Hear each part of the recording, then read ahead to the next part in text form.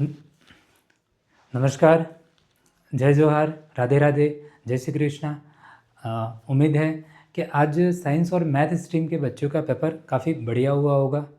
तो इस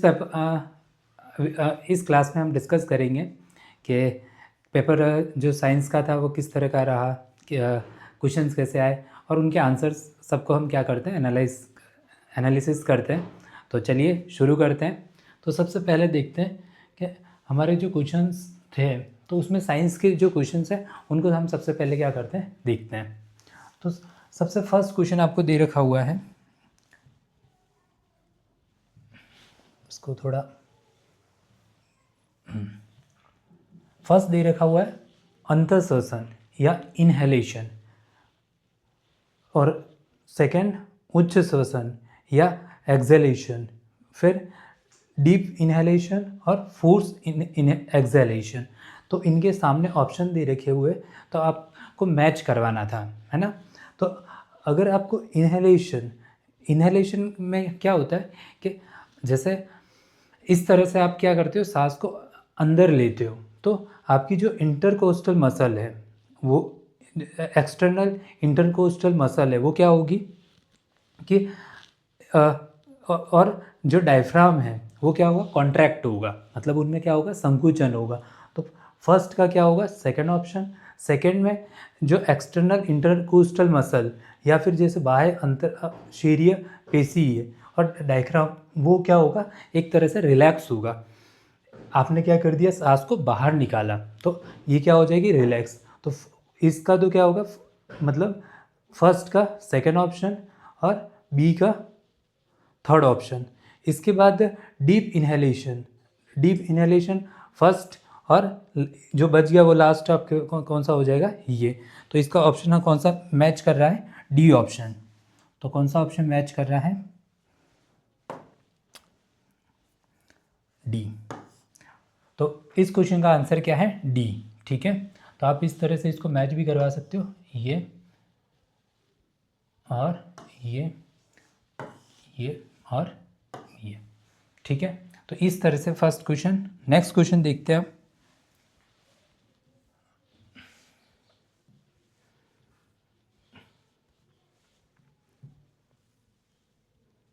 इस पेज पे आपके साइंस से रिलेटेड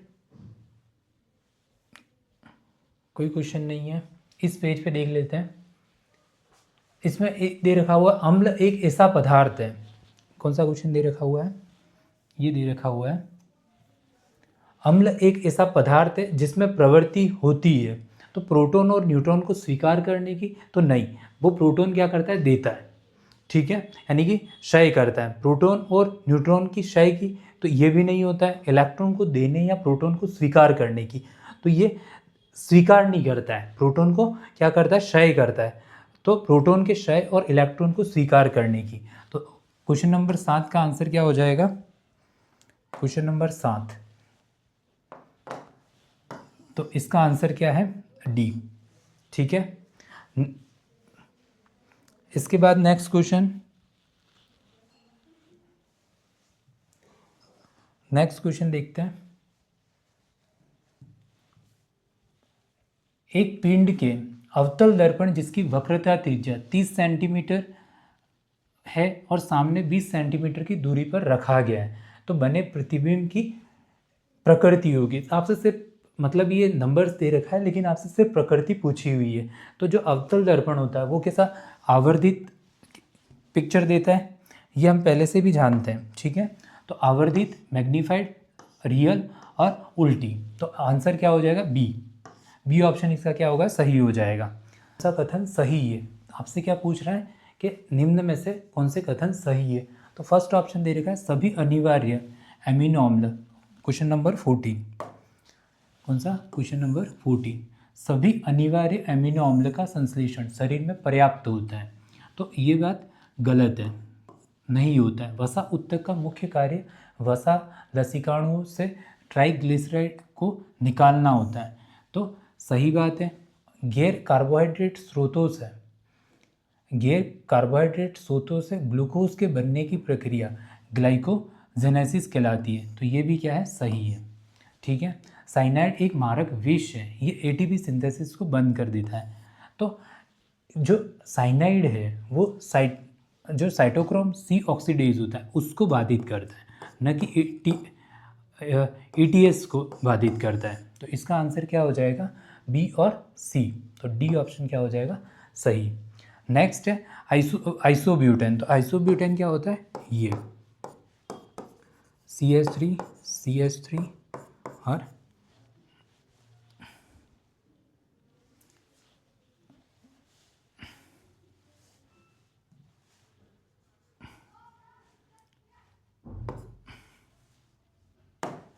CH3 और CH।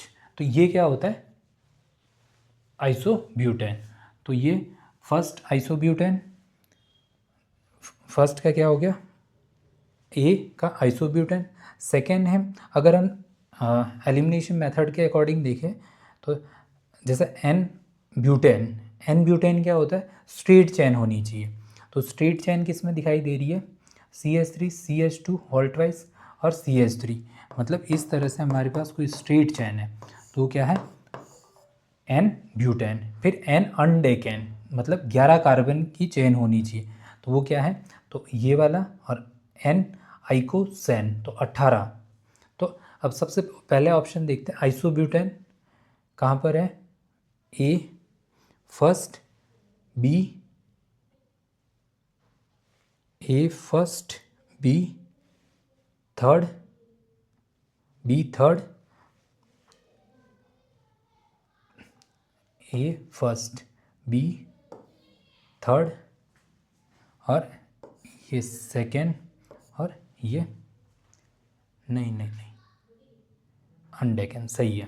तो ये ऑप्शन अब कहाँ मैच कर रहे हैं, तो आइसोब्यूटेन ए फर्स्ट, सी और बी थर्ड, और सी सेकेंड, और डी फोर। ठीक है, तो सी ऑप्शन क्या हो जाएगा, सही हो जाए। क्लियर है। नेक्स्ट क्वेश्चन देखते हैं। इधर कोई क्वेश्चन दिखाई दे रहा है, तो नहीं दिखाई दे रहा है। ठीक है, नेक्स्ट है, ये तो आपको मैथ्स के क्वेश्चंस हैं तो इनको भी हम देखेंगे, बट पहले हम साइंस के क्वेश्चन कर लेते हैं। ठीक है, इधर इस पेज पे ये भी मैथ्स का क्वेश्चन है, LBH लगा के आप कर सकते हो। ठीक है, इसमें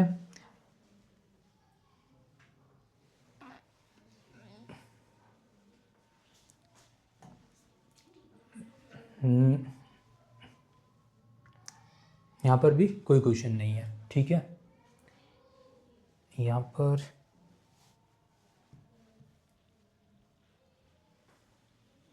यहाँ पर भी कोई क्वेश्चन नहीं है। राजस्थान की औसत वर्षा, ये नहीं। नेक्स्ट, यहाँ पर भी कोई क्वेश्चन नहीं है।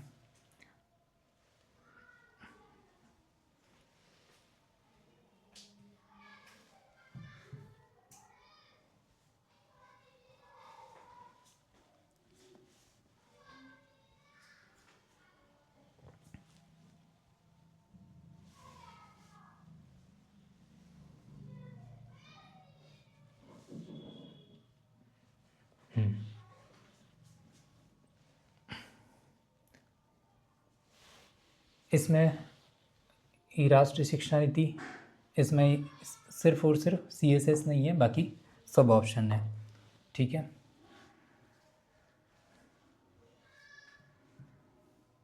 ये देख लेते हैं साइंस का क्वेश्चन 45। निम्नलिखित कोशिकीय घटकों को उनके व्यास के घटते क्रम में आपको क्या करना है, मतलब बताना है। तो घटते क्रम में अगर आप देखो, व्यास के घटते क्रम में, तो सबसे पहला कौन आएगा, व्यास सबसे अधिक किसका होगा, इसका, डी का। सेकंड नंबर पे कौन आएगा, माइक्रो फिलामेंट। देन कौन आएगा, इंटरमीडिएट, और फिर माइक्रो ट्यूबुल। तो ऑप्शन ए क्या हो जाएगा, सही हो जाएगा, ऑप्शन ए। इधर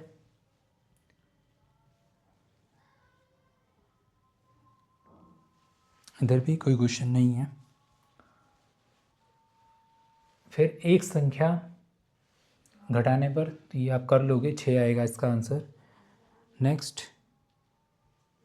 इधर भी नहीं है,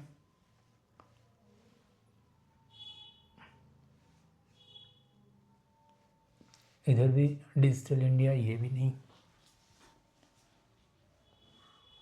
हाँ, ये हम कर सकते हैं। जैसे दृश्य विजुअल के लिए कौन सा फोर्थ ऑप्शन जाएगा, तो देख लो यहाँ पे ई का 4 कहाँ है। फिर श्रव्य, सिर्फ आपसे क्या कहा जा रहा है, श्रव्य ऑडिटरी के लिए, तो रेडियो बी फर्स्ट, एंड श्रव्य और दृश्य तो सेकेंड, और डी थर्ड। तो ये, तो कौन सा सी ऑप्शन क्या हो जाएगा, सही हो जाएगा। ठीक है, नेक्स्ट, ये आप कर लोगे। इसके बाद पशुधन के लिए राजस्थान की प्रथम लिंग किस्म सेक्स सॉर्टेड प्रयोगशाला कहाँ है, टोंक में, कर सकते हो आप। ये देख लेते हैं, फिजिक्स का क्वेश्चन है। संवेग में परिवर्तन की दर होती है, तो क्या होती है, dp/dt। तो ए का थर्ड। अभिकेंद्री बल क्या होता है, तो अभिकेंद्री बल mv²r। न्यूटन का तीसरा नियम क्या है, तो F/AB और माइनस F/AB। भार क्या होगा, ये। तो ऑप्शन में मैच करवा लो। संवेग में परिवर्तन थर्ड इसमें, फिर अभिकेंद्री बल फर्स्ट, तो सी ऑप्शन क्या हो जाएगा, सही। ठीक है, इसके बाद इधर देख लेते हैं, विद्युत चुंबक।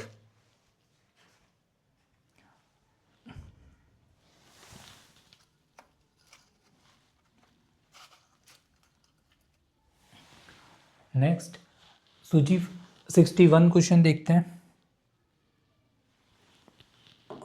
नेक्स्ट 61,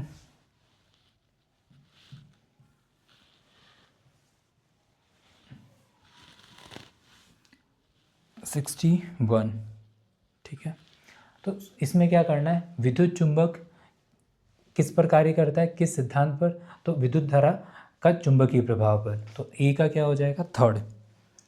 ए का थर्ड। वोल्टीय सेल किस पर काम करता है, विद्युत रासायनिक प्रभाव पर। और विद्युत फ्यूज और ये रेफ्रिजरेटर, तो रेफ्रिजरेटर किस पर, ऊष्मीय प्रभाव और ऊष्मागतिकी के नियम पर। तो इसका आंसर क्या हो जाएगा, विद्युत चुंबक थर्ड ऑप्शन किसमें, ये रहा, ए का थर्ड, बी 4, सी सेकेंड और डी फर्स्ट। तो आंसर क्या हो जाएगा, डी ऑप्शन क्या हो जाएगा, सही हो जाएगा। क्लियर है।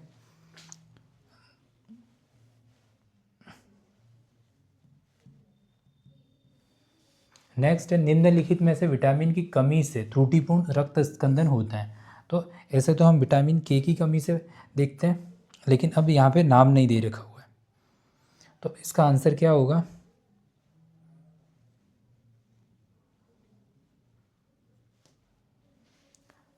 तो निम्नलिखित में से किस विटामिन की कमी से त्रुटिपूर्ण, 62 क्वेश्चन नंबर, तो किस की कमी से, रेटिनॉल, विटामिन ए, B1 और B2। तो अब ये फाइलोक्विनोन, तो आंसर क्या हो जाएगा, ऑप्शन ए इसका सही हो जाएगा। ठीक है, ये हो गया। नेक्स्ट, गलनांक के अनुसार बढ़ते क्रम में व्यवस्थित करना है। तो आपको एक तो क्या दे रखा हुआ है, ये सोडियम है, वो धातु है, मैग्नीशियम धातु है, और ये गैस है ना, और फास्फोरस एक अधातु है। ठीक है, तो इनमें मेटालिक बॉन्ड की वजह से थोड़ा सा वेरिएशन आ सकता है। तो सबसे अगर वो देखा जाए तो किसका कम होगा, आर्गन का सबसे कम, तो सी, फिर सी के बाद डी फास्फोरस, फिर बी मैग्नीशियम का ज़्यादा होता है, तो हम मैग्नीशियम का ज़्यादा होता है, तो बी लास्ट में, सी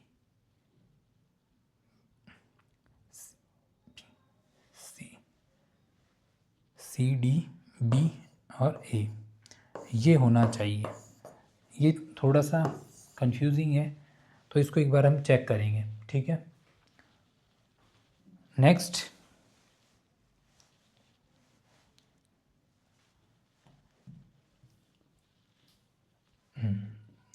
क्वेश्चन है 71। सूची फर्स्ट को सूची सेकंड से सुमेलित करना है। तो पानी का क्वथनांक कितना होता है 212, है ना। प्रसामान्य शरीर का 98.6 फ़ारेनहाइट। इसके लिए एक फार्मूला होता है, वो हमें ऐसे ध्यान 9/5 डिग्री सेल्सियस प्लस 32, ठीक है। इस तरीके से हम क्या करते हैं, उसको निकालते हैं। तो कितना होता है कि ये हमारे पास क्या हो गया, पानी का जो क्वथनांक है 212, शरीर का सामान्य 98.6 और -18 डिग्री सेल्सियस 32 फ़ारेनहाइट के इक्वल, और पानी का हिमांक कितना हो जाएगा 0 डिग्री फ़ारेनहाइट। तो इसका ऑप्शन क्या सही हो जाएगा, ए का 4, बी का फर्स्ट, सी थर्ड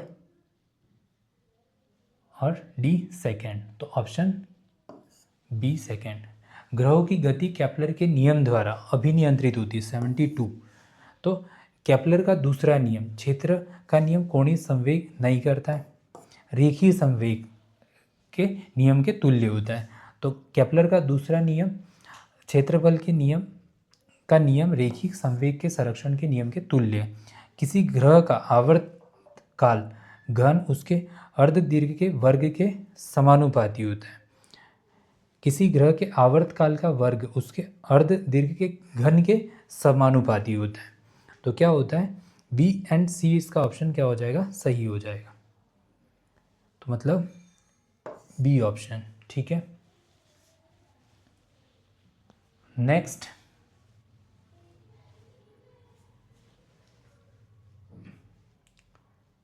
क्वेश्चन, यहाँ पे कोई साइंस की क्वेश्चन नहीं है, इसमें देख लेते हैं।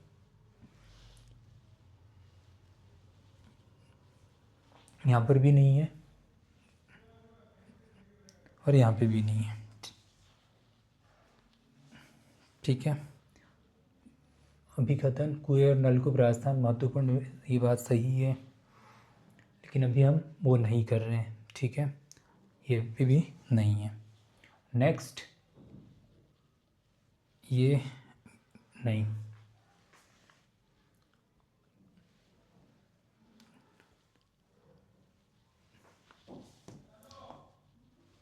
ठीक है। अब निम्नलिखित में से कौन सा कथन गलत है, आपको क्या बताना है, गलत कथन बताना है। तो रक्त में CO2 के अभिगम के दौरान क्लोराइड शिफ्ट प्लाज्मा से आरबीसी में चले जाता है, तो ये बात सही है, ठीक है। फिर रक्त में CO2 अभिगमन के दौरान क्लोराइड आयन आरबीसी के बाहर निकलते थे, ये गलत है। भ्रूणी हीमोग्लोबिन में वयस्क की तुलना में O2 कम बंधुता होती, ये भी गलत है। अम्लता के बढ़ने के साथ O2 के लिए हीमोग्लोबिन की बंधुता कम हो जाती है, तो ये बात सही है, ठीक है। तो बी एंड सी, तो ऑप्शन ए क्या हो जाएगा, सही। नेक्स्ट, ये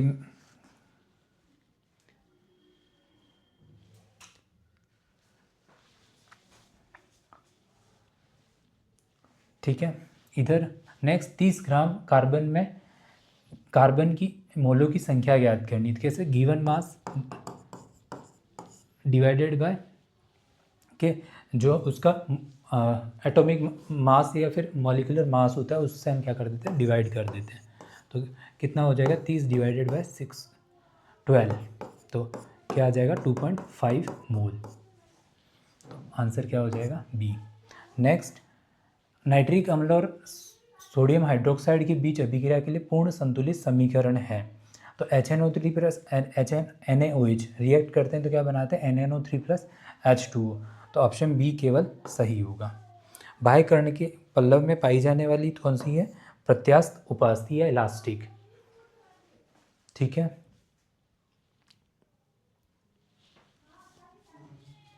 नेक्स्ट, निम्नलिखित संबंधों का आनुवंशिक समरूपता का क्रम बताना है। तो सबसे अधिक समरूप कौन होंगे, जो ट्विन्स होंगे। तो फर्स्ट फिर कौन होगा, जैसे फ्रेटर्नल ट्विंस होंगे, डी ऑप्शन, तो बी और डी। फिर समरूप, फिर सहोदर एंड लास्ट ए, तो कौन सा, बी डी सी है, तो बी ऑप्शन क्या हो जाएगा सही। नेक्स्ट, इधर कोई साइंस के क्वेश्चन नहीं है। पिछवाई, ये आप देख लेना। पादप कोशिका और उनके कार्यों से संबंधित सही कथन। तो पादप कोशिका अधिकांश मृदुत्व की कोशिका अपनी विभाजित होने की क्षमता बनाए रखती है, अन्य प्रकार की पादप कोशिकाओं में विभाजित हो जाती है। तो ये बात सही है, मृदुत्वक कोशिका क्या होती है, बनाए रखती है। सेकेंड, कोलेनकाई में कोशिका दृढ़ोत्तक कोशिका की अपेक्षा अधिक दृढ़ होती है, तो नहीं होती है। ठीक है। वाहिकी और वाहिका का तत्व क्रियात्मक परिपक्वता पर मृत और लिग्नीकृत होती है। ये वाहिकी और वाहिकी तत्व, ये बात सही है। नेक्स्ट, वाहिका एक प्रकार की दृढ़ोत्तक कोशिका है और जल का चालन करती है, तो ये बात गलत है। मृदुत्तक की कोशिका भंडारण नहीं करती है, तो करती है, ये बात भी गलत है। तो ए और सी क्या होगा इसका सही, केवल ए और सी कथन को संबंधित है पादप कोशिका। ठीक है। नेक्स्ट, ये मैथ्स के क्वेश्चन आ गए। नर जनन तंत्र में जनन कोशिकाओं को पोषण कौन प्रदान करती है, तो सर्टोली कोशिका पोषण प्रदान करती है।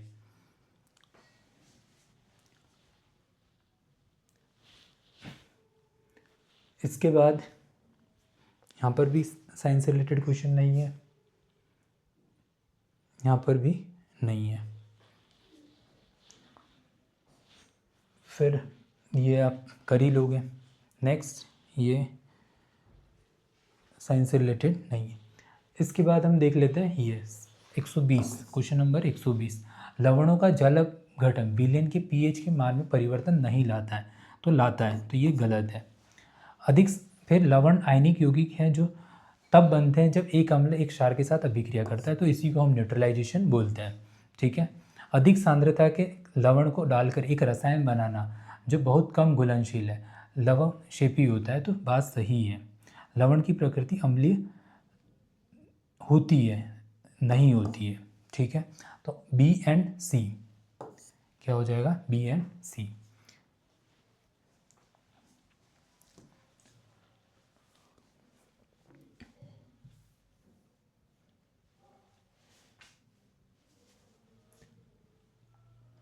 यहाँ पर सांभर डिडवाना,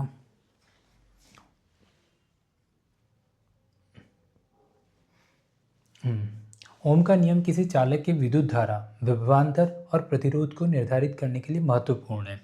तो इससे रिलेटेड दे रखे हुए ओम के नियम के अनुसार हर भौतिक स्थिति के अंतर्गत एक चालक का विभवांतर उससे प्रवाहित होने वाली विद्युत धारा के समानुपाती होता है, तो ये बात सही है। ओम के नियम का सदिश रूप रो जे होता है, ये बात भी सही है। ओम के नियम, अर्धचालक ओम के नियम का पालन नहीं करता है, तो अर्धचालक ओम के नियम का पालन नहीं करता है, ये बात भी सही है। लेकिन ये जो सदिश रूप है सिग्मा नहीं होता है, तो इसके आंसर क्या हो जाएंगे, ए बी। ओम पालन नहीं करता है, तो ये ओम के नियम के अनुरूप नहीं है, तो ए और बी, तो इसका क्या हो जाएगा, ए और बी।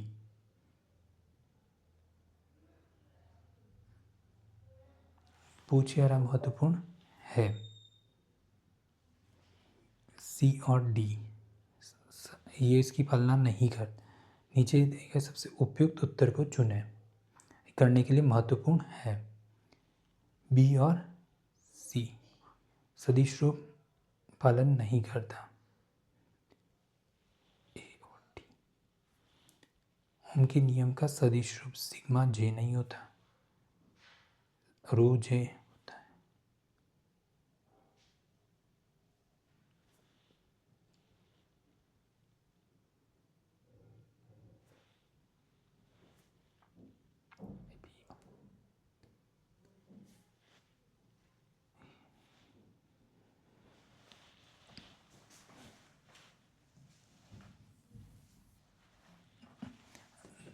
नेक्स्ट क्वेश्चन देखते हैं।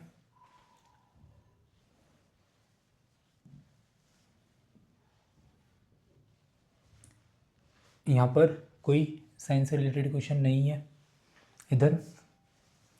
हाँ, 130, क्वेश्चन नंबर 130। किसी एक माध्यम में अनुदैर्ध्य ध्वनि तरंग का वेग उसके प्रत्यास्थ गुणों और जड़त्व गुणों पर निर्भर करता है। कुछ सामान्य पदार्थ दे रखे हैं, तो ठोस का सबसे अधिक होता है, फिर द्रव, फिर गैस। तो इस अकॉर्डिंग तो स्टील, फिर एल्यूमिनियम, तांबा और ये। तो ऑप्शन क्या सही हो जाएगा? ई, ए, सी, बी और डी। तो डी ऑप्शन क्या हो जाएगा? सही हो जाएगा। ठीक है, नेक्स्ट क्वेश्चन।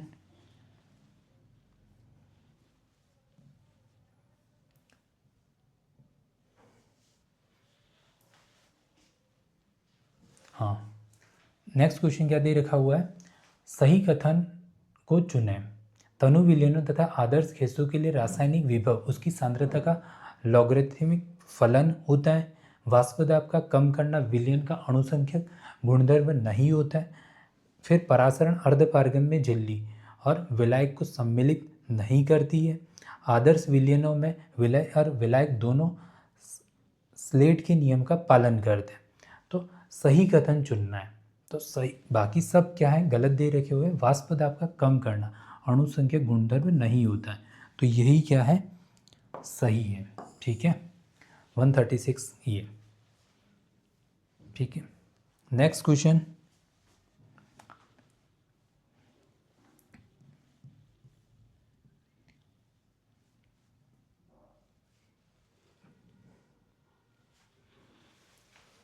यहाँ पर भी साइंस से रिलेटेड कोई क्वेश्चन नहीं है। ये देख लेते हैं।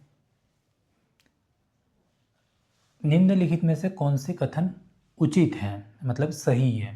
ठीक है, 143। तो 143 का निम्नलिखित में से कौन सा कथन उचित है? समान परमाणु संख्या परंतु विभिन्न न्यूक्लियन अंक के परमाणु तत्व के समस्थानिक होते हैं। तो समस्थानिक क्या होते हैं? कि जिनके परमाणु द्रव्यमान समान हो, लेकिन के उनका जो परमाणु क्रमांक समान हो लेकिन परमाणु द्रव्यमान क्या हो? भिन्न भिन्न। तो उसी को हम क्या बोलते हैं? कि आइसोटॉप्स या समस्थानिक बोलते हैं। तो ये बात सही है। सेकंड, वे यौगिक जिनमें धातु तत्व नहीं होते अणु के सहसंयोजक यौगिक बना सकते हैं, तो बना सकते हैं, लेकिन मैग्नीशियम का ऑक्सीकरण अंक माइनस में नहीं होता, सहसंयोजक ध्रुवीय नहीं होने चाहिए। तो ये दोनों ही गलत हैं। तो ए और बी क्या हो जाएगा? सही। नेक्स्ट क्वेश्चन, ये एक और दे रखा हुआ है, रेडियम।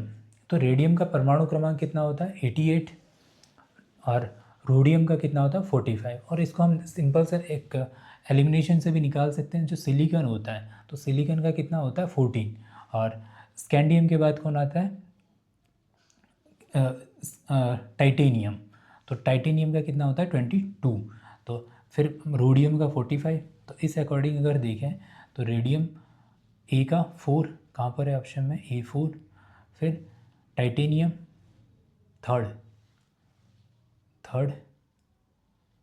और सिलिकॉन सेकेंड और डी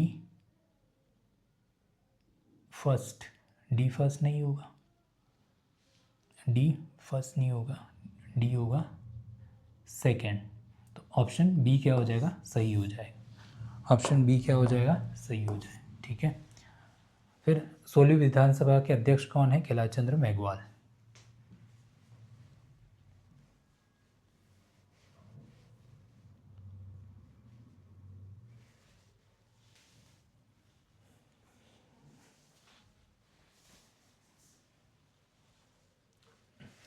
अब क्राउन कांच के लिए विभिन्न रंगों को उनके अपवर्तनांक के अनुसार बढ़ते हुए क्रम में व्यवस्थित करना है। देखो, जो अपवर्तनांक होता है वेवलेंथ के क्या होता है?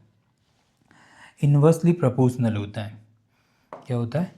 वेवलेंथ के इन्वर्सली प्रोपोर्शनल होता है। कौन? Refractive index. ठीक है, तो सबसे अधिक किसका होता है? लाल। और सबसे कम किसका होता है? बैंगनी का। तो अब देख लेते हैं, बैंगनी फिर ब्लू, तो डी बी फिर सी फिर ए, डी बी सी ए। तो 148 का क्या हो जाएगा? ये। इसके बाद ये संभव और ये सारे क्वेश्चन तो आप कर ही लोगे। तो ये सारे क्वेश्चन हमने किसके बारे में देखे कि जो साइंस से रिलेटेड क्वेश्चन है, ठीक है। तो वो क्वेश्चन हमने देखे। तो उम्मीद है आपको ये वीडियो अच्छी लगेगी। लाइक शेयर एंड सब्सक्राइब करें। Thank you for watching.